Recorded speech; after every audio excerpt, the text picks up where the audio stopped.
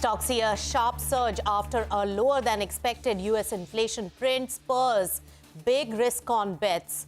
IT leads the comeback, followed by metals and realty, while autos and energy lag behind today.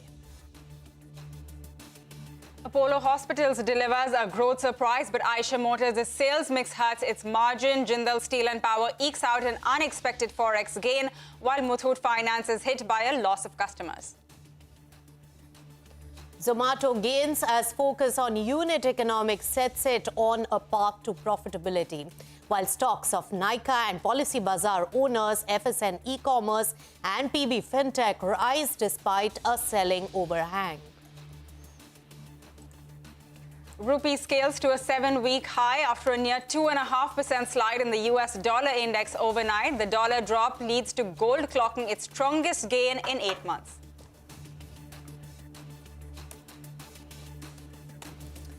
Hello and welcome. This Friday afternoon, you've tuned into Business Lunch. I'm Nisha Podar, and with me, as always, is my co-anchor Pavitra Parekh. And the market is showing some cheer to end the week with after quite a tumultuous week that we have seen on all fronts. But US has given us the good news overnight, and their inflation, print has given a lot of euphoria for the global market. So our market sustaining on that over 1.5% rise in trade. Throughout the trading session, it's quite a stable one, 18,310 odd levels on Nifty 50 at the moment, and it's 1.6% up. If we really take a look at the overall picture, it is green on the screen all across, with a lot of, euphoria when it comes to the bank Nifty stocks as well. But remember, it is underperforming the key indices today, and the mid-cap universe, that is the one which is on the flat line. Well, the euphoria really is coming in from some of the big heavyweights like the IT pack. So all the big boys from the IT, which are important components of Nifty 50, are doing extremely well. HDFC Twins, those big heavyweights along with Reliance Industries, these are the stocks which are really revving up the key indices, while the mid-cap and the broader universe still remains on the flat line to positive mode, and that's why the advance decline ratio, even though in favor of the advances, is not as euphoric as probably Nifty 50 as well as Sensex is showing. Pavitra. Hi, Nisha. So this is definitely a good day, right? After that solid handover that we did get from Wall Street. And IT, of course, on the back of that 7% up move that we saw on the NASDAQ. That is why the IT pack is moving like this. What's also doing well is some of the real estate names. So those ones holding up well. And a lot of the new age companies. So take a look at Nykaa, take a look at Zomato. Zomato, of course, after earnings, but even something like a PB Fintech doing quite well. On the downside, it is the auto pack, which is seeing, a significant kind of cut. Eicher after its earnings. But you have a bunch of the others as well. M&M's earnings also came through. So this is what's going on with the IT pack. And a lot of smaller names as well reacting to their earnings, the likes of Muthoot. But with that, let's talk about the big global market cue, which is driving the equity markets, and saw that big sort of surge in the US, which was the US CPI October print. Now, the consumer price index rose less than expected in October. So the CPI increased 0.4% for the month. The estimate that we had was of 0.6%. Meanwhile, the consumer prices, if you take a look at it on a year-over-year basis, we're up 7.7%, and the estimate was of a 7.9% increase. Now, the core inflation, which excludes food and energy costs, increased 0.3%. This is for the month, and 6.3% if you look at it on an annual basis. And both of these numbers are, of course, lower than what the street was expecting. Now, prices declined for medical care services, used vehicles, as well as apparel, while shelter costs posted their highest monthly gain that we've seen since 1990. In fact, let's listen in to Goldman Sachs CEO David Solomon, as well as JP Morgan's Jahangir Aziz on the market moves and the October CPI print that came through. Listen in. I think that today's print certainly is a positive sign in the journey that the economic tightening that the Fed's been exercising is starting to have an impact. And I think one of the things that's going to be important to hear is to watch some data. We've tightened economic conditions materially, and start to get a sense of where are the declines. What really changed in the CPI data that led to that print. But it was certainly better than expected. Right. The markets reacted very positively to it. And so, now we'll have other data points over the course of the next few months. And obviously the Fed's trajectory from here will be very tied to what additional data points come from here. The market clearly reacted to the fact that the core inflation was lower than what was expected, and that sort of reinforced the idea of that the door to a step down in Fed rate hike in December would be open. Remember, the Fed said that if the data supports, they would step it down. But one needs to remember in all of this, euphoria, one needs to remember that the non-farm payroll just 2 weeks back was actually stronger than expected. The labor market is slowing, but not slowing as quickly as the Fed would like. I think in the US, clearly we haven't peaked. There's a long way to go. And I think in the case of India, I think the task is much harder. All right, so that's an important development that's flashing on your screen. Take a look at Vedanta's share price, 1.3% up, and it's really reacting to the news flow that is really coming in on the Barmer field, that 10% additional levy that is being charged by the government. SC directs the centre to take a decision on additional levy, and also SC has directed centre to rethink of that additional 10% levy on Vedanta's percentage of revenue. And Vedanta has also said that they are proposing doubling of the production from Barmer if centre withdraws that 10% levy. So clearly Vedanta has put in one sort of a string attached to the additional production from the Barmer facility if the government also does its bit. So the Supreme Court verdict is important on this, and let's see how the government really reacts on this 10% additional levy. That stock is up in trade, over 1.5% up, but we'll get a lot more details because there is a production sharing contract with the government, which Vedanta has entered into for the Barmer facility, and what all entails in this particular legal tangle is also needs to be seen. But Vedanta clear about the fact that they can increase the production from there if that 10% additional levy is given up by the government. All right, moving forward then, reacting to the CPI numbers for October, the US Treasury Secretary Janet Yellen said that the easing of inflation was a welcome relief for the family budgets, and said that the Biden administration will continue to address the costs as they work to maintain steady job growth and also low employment and economic resilience in the face of global challenges. All right, so those are some important comments coming in from the U.S. Treasury Secretary. But moving on, the cooler than expected U.S. inflation data also pushed up the U.S. dollar index, and it put it under pressure, which has led to the rupee opening at a fresh 7-week high. In fact, all the Asian currencies have been surging. So Lata is here with all of the details on the money market moves. Lata. Big rally is seen in the rupee. It is at now 7-week highs. And this is in concert with all Asian currencies, largely because, of course, of the dollar fall. Now, the added advantage for India is that because of the return of risk appetite, one sees more dollar inflows as well from the FPIs. But it's possible that in this leg, the Indian rupee may underperform the Asian currencies like the Korean won. One, because those, underperformed all this while, and therefore there is more reason for them to rally. Also, they are more dovetailed to the rise in the US economy. And that's why the rupee is also seen as a safe harbor. And therefore, at a time when all currencies are rallying, we may rally a little less. The chances in the immediate run are that exporters will panic because your 83 is nowhere around the corner and they may come in and sell. So a bit of overshoot all the way towards 80 is expected. Where the Reserve Bank comes in is what the market would be most interested. The last time the Reserve Bank bought was at 78.50. So we will have to see when they draw the line in the sand. After all, they will also want to refurbish their reserves. A quick word on bonds as well. 10 basis point fall, and why not?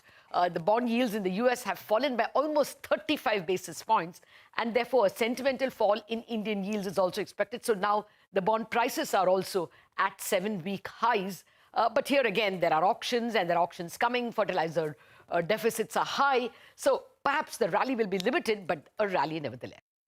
A rally nevertheless. Lata, thanks a lot for getting us all of those details. But with that, let's also hear out what Jahangir Aziz of JP Morgan had to say on this move that we've seen in the rupee.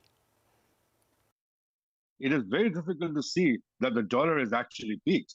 Most likely the peak is still ahead of us. We will go through these bumps, but clearly the the level of dollar where the dollar can go is the peak of the dollar is still ahead of us.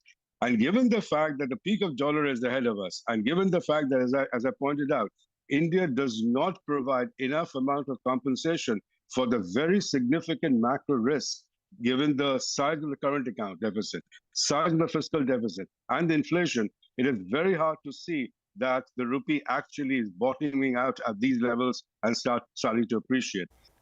All right, so that's a view coming in on the rupee movement.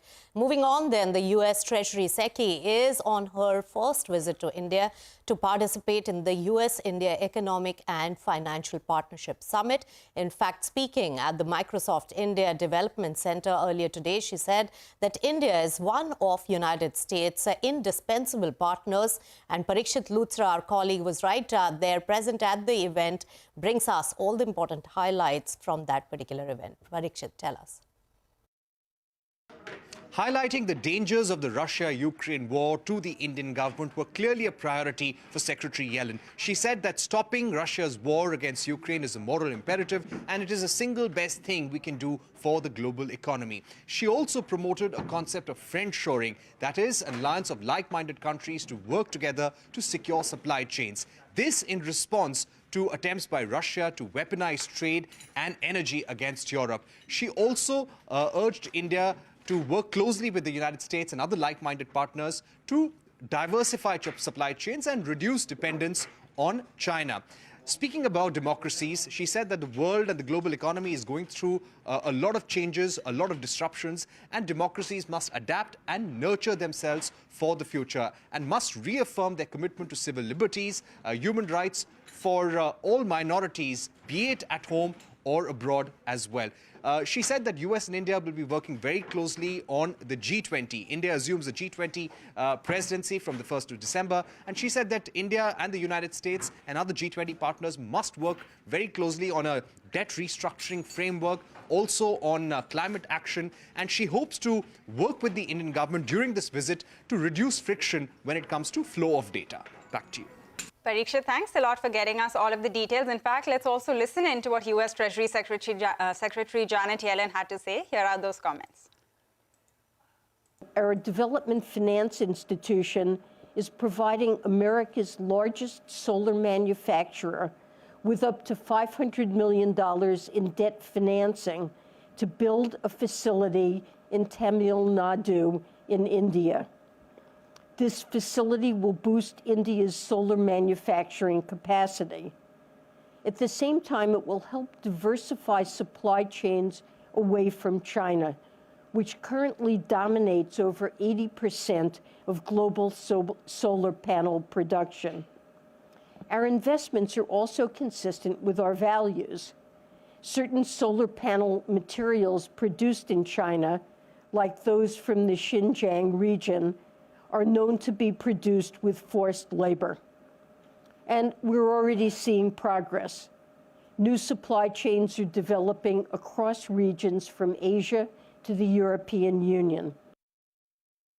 The United States is ready to work with India and other partners to close the global digital gap. As we do so, it's equally important to combat threats to privacy and cybersecurity and attend to emerging problems like illicit finance. It's also clear that economic integration in the 21st century requires a modern international payment system. Cross-border payments should be cheaper than they are today. They should also be faster, more transparent, and easier to access. The G20 has set out a roadmap for enhancing cross-border payments, and we look forward to working with India to deliver on tangible outcomes. This includes reducing frictions to the flow of data. All right, Graphite India, just keep that on your radar. It is falling sharply as fast as it had gained. And in fact, just trying to digest the numbers, 28% down on net profit on a year-on-year basis, and revenues are up about 19% on a YOY basis. We'll take that forward when we come back. But right now, it's time for a short break or business lunch.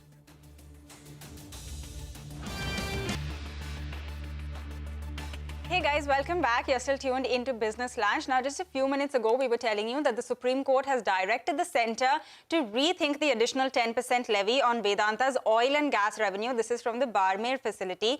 Ashmit is here to tell us more about this. Ashmit? Well, keep in mind that the production sharing contract for Vedanta expired in 2020 and then subsequently it was extended to 2030.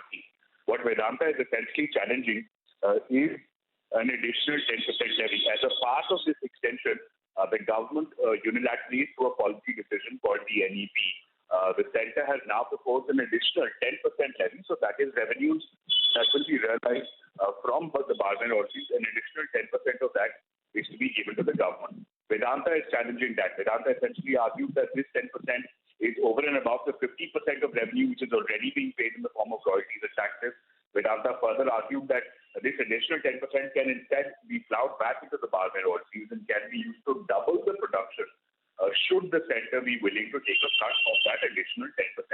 Now, this is an argument that struck with the Apex Court. The Apex Court, in fact, has suggested this to the centre. Centre, of course, on its part, sought to clarify its position that this is not specific to the Barmer oil fields or, in fact, to Vedanta. They said that as a part of our policy decision under the NEP, this is applicable to all stakeholders. Further, the centre went on to say that this rate that has been prescribed is a 10% increase after 25 years of operation of Barmer oil fields. So that's the centre's defense. But nonetheless, the Supreme Court has clarified that this is a policy decision that the government does need to rethink on it towards that. It has given them a 6-week window. The Ministry of Petroleum will have 6 weeks to decide whether or not they are comfortable with Vedanta's proposal of doubling the production and taking a 10% cut, or whether the centre will come back and renew its position with respect to levying that additional 10%. So that is something the centre will have time, 6 weeks' time, to consider on. They'll have to come back with a response to the Apex Court by January of next year. Back to you. Right, so Vedanta, they're asking for that 10% levy to go in order to improve the production or double the production there, which, remember, is for the entire oil and gas sector. Ashmit, stay on that, but just one moment, we'll just take to look at the stock of Ipca Labs, and because of the EBITDA, the operational performance, seeing a big dip, probably the stock is also nosediving at the moment. We'll pay attention to this later. But Ashmit, another important development from the courtrooms today is that the Supreme Court is miffed at the delays by the centre over approving the names recommended by the Collegium of Judges and has issued a notice to the Law Secchi seeking an explanation as to the reasons behind this particular delay. Tell us more about this particular conflict and friction. Well, to begin with, important to point out that these orders and the observation that came out from the second senior-most judge in the Supreme Court, the senior-most judge after the Chief Justice, Justice Kaul.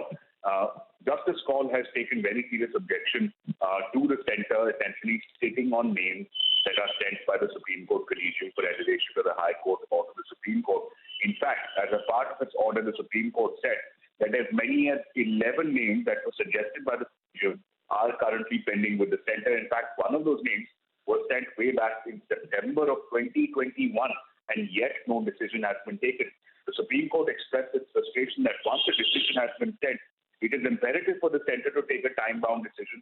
In fact, the Supreme Court pointed out in its order that a number of times, despite the Supreme Court clarifying that a time-bound decision needs to be taken, the centre continues to be in breach in many occasions. On very many occasions, the Supreme Court, in fact, said as a part of its order, the centre did not satisfy to any reservations that it may have. So towards that end, a notice being issued to the Law Secretary and answers being sought from the centre on reasons for delay. All right, Ashmit, thanks a lot for getting us all of the details on both of these stories. The Ipca Lab stock is up on your screen and it has just completely fallen off after the numbers came through. The net profit is down over 40%.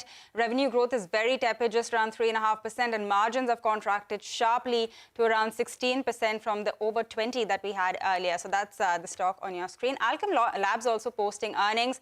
Net profit at 330 crores. This is versus the estimates that we had of 372 crores. So there's been a little bit of a miss on that front as well. We will get more numbers for you from Alchem. The revenue has come in at 3,080 crores. This is slightly above the poll that we were working with. So we'll get back to that in just a bit. But for now, we have to get into a short break. When we come back, we'll talk about China relaxing its stringent COVID curbs despite a record number of cases. So more on that story when we come back. Welcome back. You're watching Business Lunch. A quick look at the market. And yes, the market is looking quite energized at lunchtime.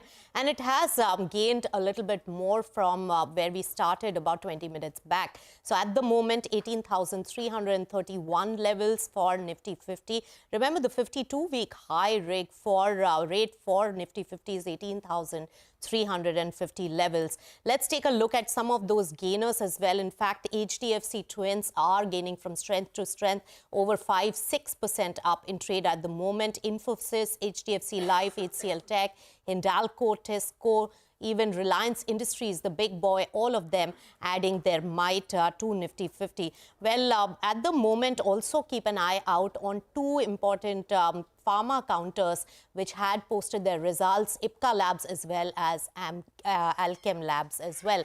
They both nosedived after the results announcement. Now to some important global updates really coming in. Well, Asian markets jump with the Hang Seng surging above the 7% after the China eases its restrictions. Now, crude too rallied on hopes of a demand rebounding from China after it cancelled, remember, the circuit breaker for inbound flights and has also cut the quarantine period for inbound travelers by 2 days. Also, it shortens the COVID quarantine period for close contact. So some good developments coming in on COVID fears going away from China, and that is really revving up the markets when it comes to Asia. Even crude jump on the back of that, Pavitra.